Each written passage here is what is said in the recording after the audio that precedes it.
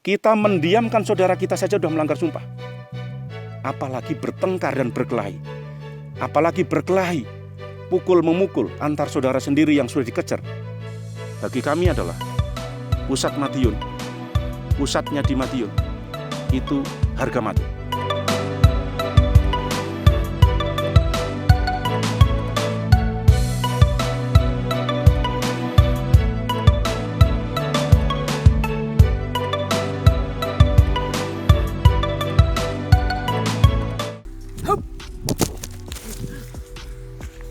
Assalamualaikum warahmatullahi wabarakatuh. Salam persaudaraan. Jumpa lagi dengan channel Yudi Trate. Ya, hari ini kami PSHT Wamena ada agenda untuk ngobrol santai bersama Kang Mas Agus Susilo, pengurus pusat bagian bidang organisasi. Ya, kembali ya hari ini kami bersama keluarga besar ini ya mungkin mau mengajukan beberapa pertanyaan tentang masalah organisasi yang sedang terjadi di Indonesia, khususnya tentang masalah dualisme kepengurusan yang terjadi. Ya mungkin kepada ketua cabang dan dewan pertimbangan mungkin ada pertanyaan, dan untuk saudara-saudara lain juga jika mau bertanya nanti langsung bertanya ke Mas ya. Oke? Ya. Baik, terima kasih Kang Mas. Kang Mas, yang saya mau tanyakan begini, kenapa sampai P17 itu harus dia lahir itu? Karena sudah ada P16. Ini pertanyaan yang bikin kami bingung karena kami masih di Indonesia Timur, yang informasinya masih belum lengkap. Jadi ingin kami tanyakan itu Kang Mas. Ya, terima kasih Mas Melvin Wamu. Ini ketua cabang Persaudaraan Trate Kabupaten Jayawijaya. Mas Yudi dan saudara-saudaraku semua, kadang warga yang bisa hadir di acara ngobrol santai ini. Pertanyaannya sangat bagus sekali, karena pertanyaan ini juga akan menjadi kunci bagi kita semua untuk memberikan pemahaman kepada adik-adik kita, pada saudara-saudara kita di arus bawah, di ranting, di rayon, di cabang ya, tentang kenapa harus ada Parluh 17. Ini akan saya sampaikan bahwa Parluh 17 itu lahir sebetulnya tidak dikehendaki oleh kita semua. Tetapi faktanya memang itu lahir. Kenapa dia bisa menyelenggarakan Parluh 17? Karena ketika Parapatan Luhur tahun 2016 itu dilaksanakan pada tahun 2016 bulan Maret, itu memang kita tidak membayangkan sama sekali akan ada gerakan yang sebetulnya gerakan itu benihnya sudah terjadi menjelang Parapatan Luhur 2016. Tetapi kita berprasangka baik bahwa saudara-saudara kita ini ingin ada proses transformasi organisasi yang menjadi lebih tertib, menjadi lebih terkelola dengan baik, transparan dan akuntabel.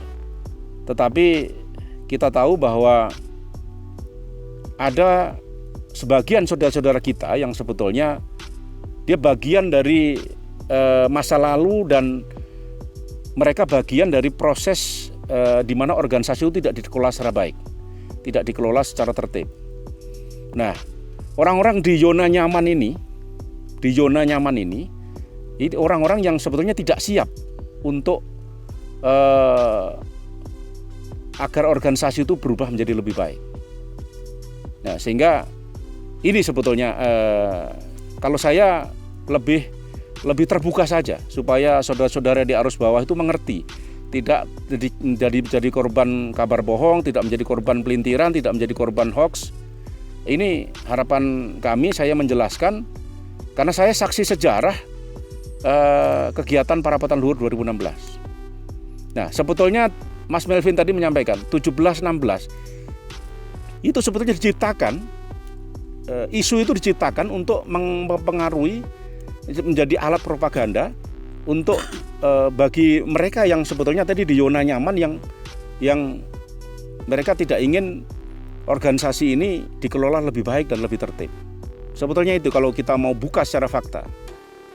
Nah, upaya-upaya gerakan ini kemudian berlanjut ketika setelah selesai kira-kira berapa hari selesai perapatan luhur 2016. Nah, ada gerakan-gerakan membuat petisi menolak hasil perapatan luhur 2016 yang dimotori oleh sekarang udah almarhum Mas Aliyadi di Surabaya. Dia mengumpulkan cabang-cabang yang atau orang-orang yang kira-kira memang dia merasa gelisah dengan adanya hasil perapatan luhur tahun 2016. Nah, petisi itu kemudian setelah dikumpulkan menjadi sebuah aspirasi dibawa kepada Majelis Luhur. Nah, Ketua Majelis Luhur dalam hal ini Mas Insinyur RB Wiono menerima hasil petisi tadi. Petisi itu isinya kira-kira intinya mereka tidak setuju terhadap hasil dari parapatan luhur termasuk ditetapkannya ketua umum terpilih. Ada beberapa hal, bahkan ada beberapa poin yang isinya yaitu ya ada beberapa dia minta posisi. Jadi kompensasi atau konsesinya adalah dia minta posisi tertentu di dalam kepengurusan pusat. Sebetulnya sangat ironis ini. Jadi jabatan itu amanah tetapi jabatan ini dikejar-kejar dan dicari-cari. Nah, ada apa ini? Kenapa mereka orientasinya kekuasaan? Padahal organisasi kita ini berbasis pengabdian. Kita cinta PSHT, kita bisa melatih tanpa dibayar, bahkan kita bayar, kita perlu bantingan. Itu murni pengabdian mestinya. Harus diterjemahkan bahwa itu pengabdian, bukan kekuasaan. Kalau kekuasaan orientasinya pasti uang, pasti benefitnya adalah keuntungan, pasti rente yang diburu. Kita tahu bahwa setiap tahun PSHT ini punya rente, punya keuntungan. Tetapi keuntungan itu mestinya kembalinya ke organisasi, bukan kepada kepentingan kekuasaan. Ini yang penting, yang harus kita garis bawahi. Jadi 16-17 itu sebetulnya tidak ada. Yang ada adalah bahwa kita ya PSHT. PSHT yang terakhir adalah aturan yang dilahirkan dari proses musyawarahnya adalah ADART tahun 2016. Kenapa saya sampaikan itu? Karena pasal 14 di Anggaran Dasar tahun 2016 menyatakan bahwa parapatan luhur itu diselenggarakan sekali dalam 5 tahun oleh Majelis Luhur bersama pengurus pusat. Jelas sekali. Jadi kalau ada orang yang menyelenggarakan parapatan luhur tahun 2007 berarti baru 1 tahun. Jelas itu melanggar ADART. Nah, barang siapa yang melanggar putusan-putusan yang sudah diputuskan oleh PSHT, maka dia melanggar sumpah. Berat sekali itu resikonya melanggar sumpah itu. Maka kalau kemudian terjadi kocar-kacir, terjadi seperti ini, kegaduhan secara nasional, saya kira ini menjadi keprihatinan kita semua. Kita tidak inginkan itu. Tapi faktanya memang ini ada sebuah kelompok, ada sebuah kekuatan yang mereka menerjemahkan sesuai dengan kepentingannya mereka sendiri. Ada yang merasa terganggu kepentingannya sehingga mereka membuat kelompok, saya menyebutnya tidak 17. Mereka kelompok yang mengkudeta kekuasaan yang sah hasil parapatan luhur tahun 2016. Saya lebih tepat, lebih nyaman membuat kelompok kudeta. Karena dia memaksakan untuk berkuasa melalui gelaran Rakornas yang disulap menjadi parapatan luhur 2017. Awalnya dia buat undangannya adalah Rakornas. Tetapi sampai di sana ganti spanduk menjadi parapatan luhur 2017. Cabang-cabang yang hadir pun kaget. Kenapa harus seperti ini? Kemudian cabang-cabang yang tidak hadir dipaksa suruh membuat pernyataan jarak jauh bermeterai 6.000. Kalau kalian tidak milih Madiun, maka kalian bukan warga Isyatrati dan bukan saudara saya. 1. Ini soal ini kita perbagian aja dulu supaya gampang, karena pertanyaan Mas Melvin tadi, Mas kenapa harus ada kelompok 17-16? Kelompok 16-17 itu ciptaan mereka yang tadi sebenarnya merasa terganggu kepentingannya, dan itu menjadi isu yang sangat penting, apalagi ditunggangi dengan isu berita bohong. Kalau dilaporkan ke hukum karena itu berita bohong, menyebarkan berita bohong, bisa masuk pidana sebetulnya KUHP. Tapi kita kan sebenarnya pasti duluran, karena gugat-menggugat ini kan sebenarnya hanya dimulai dari mereka.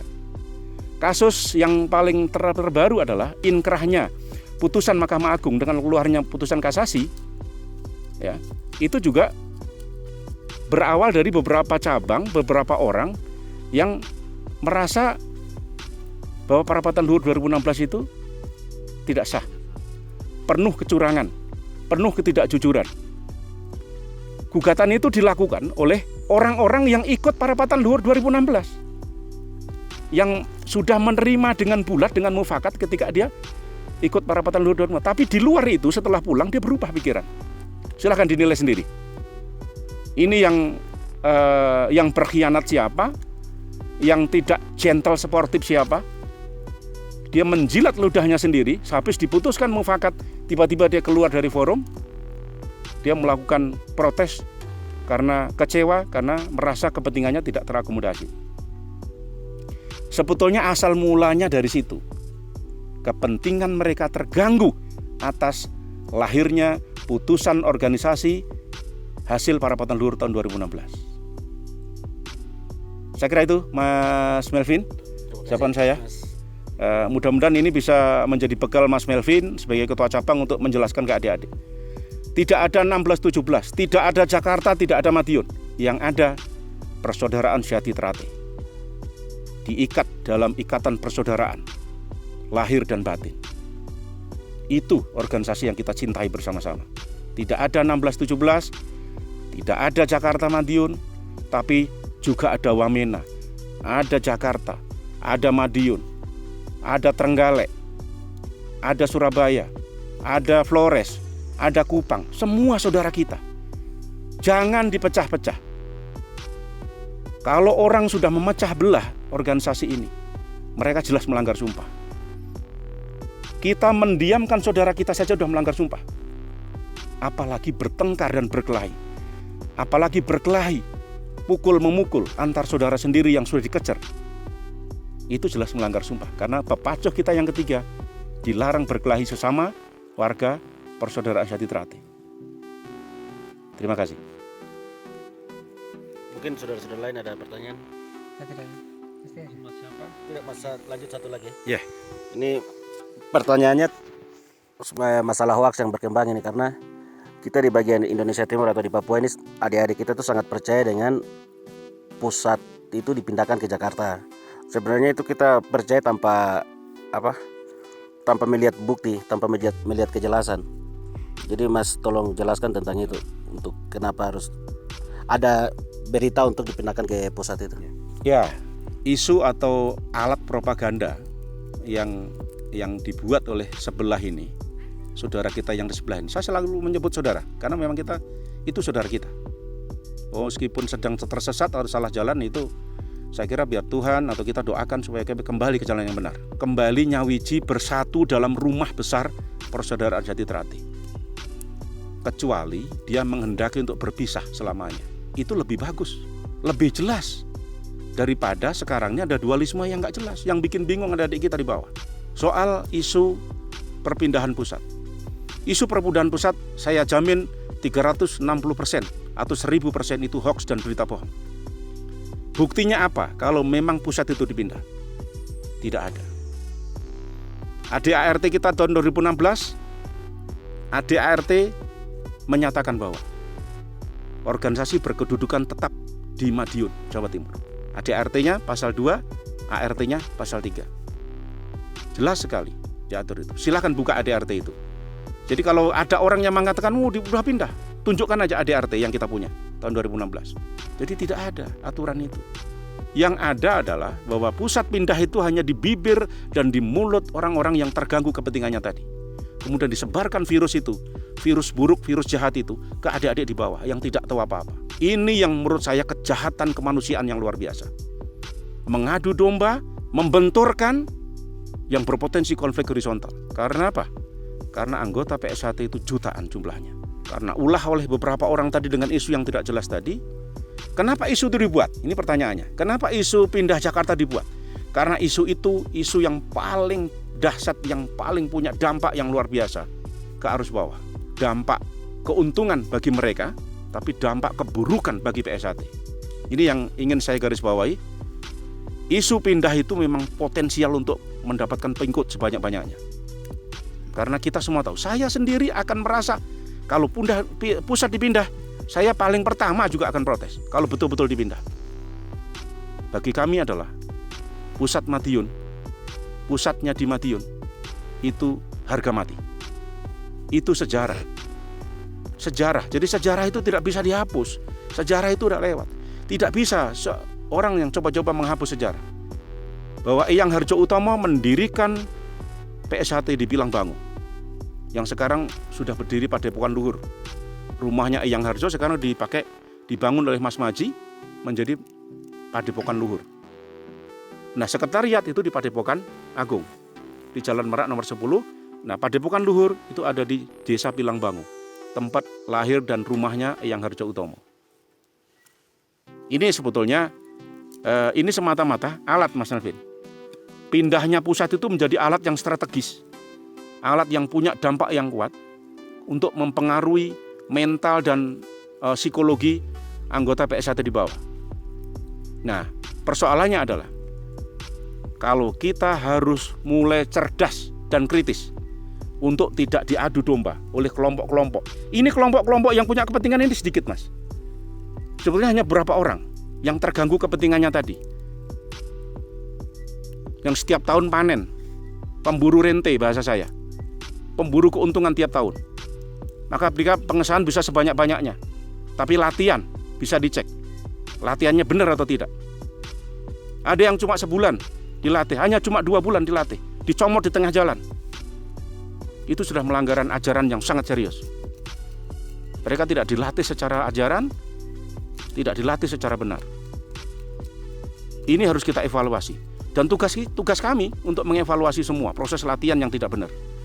Maka setidaknya kalau mereka melakukan itu, kita jangan melakukan itu.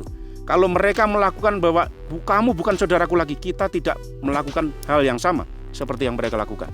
Kita sudah menjaga ajaran. Kita sudah menjaga sumpah kita. Jadi minimal kita tidak ikutan itu. Tetapi kita mengingatkan. Sampai detik ini pengurus pusat punya komitmen kita harus bersatu nyawiji. Proses hukum bagaimana dengan proses hukum? Proses hukum biar berjalan. Kadang-kadang orang itu sadar untuk kembali ke jalan yang benar itu dengan berbagai cara. Tentu ada yang harus terdesak dulu hidupnya, kepepet desak dulu, baru dia sadar. Tapi ada yang betul-betul tumbuh dari hati nurani. Nah, saya berharap dulu-dulu di Wamena ini, kalaupun membangun pemahaman, itu jangan pakai matre, jangan pakai persekusi, jangan pakai ancaman dan intimidasi. Bangunlah pemahaman ini dengan ajaran, pendekatan dengan persaudaraan, jalin kegiatan-kegiatan, bangun atau laksanakan kegiatan-kegiatan yang positif, kegiatan prestasi, pembinaan atlet, kemudian gelar sarjana-sarjana yang bisa memunculkan empati persaudaraan. Itu lebih baik daripada yang mereka lakukan, persekusi, membubarkan latihan, membubarkan pengesahan.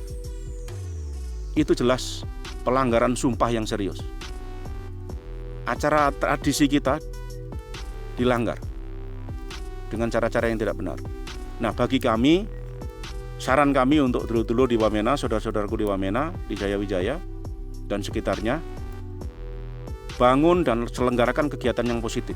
Tunjukkan bahwa kepada dulur-dulur yang lain kita membangun simpati kepada dulur-dulur yang lain agar sebetulnya ajaran Esa itu seperti ini. Bukan ajaran yang harus, oh kamu bukan saudaraku, oh harus dibubarkan latihannya, harus pakai matre. Tidak ada orang menjadi warga itu harus baiat pakai matre. Begitu dia keceri, kita mengeceri calon warga, mereka sudah sah menjadi warga kita. Jadi tidak ada matre 6.000 di situ yang dipakai untuk alasan ini juga alat. Dan matre itu tidak punya konsekuensi hukum, kecuali justru ada potensi pelanggar hukum. Kenapa? Karena mereka memaksakan kehendak. Dia mempersekusi dan mengintimidasi kita dengan matre. Itu pelanggaran pidana. Mudah-mudahan Wamena saya kira tidak akan seperti itu. Harapan kami Wamena harus guyup rukun, tetap kedepankan nilai-nilai persaudaraan. Itu saya kira menjadi ajaran kita yang sebenarnya. Terima kasih.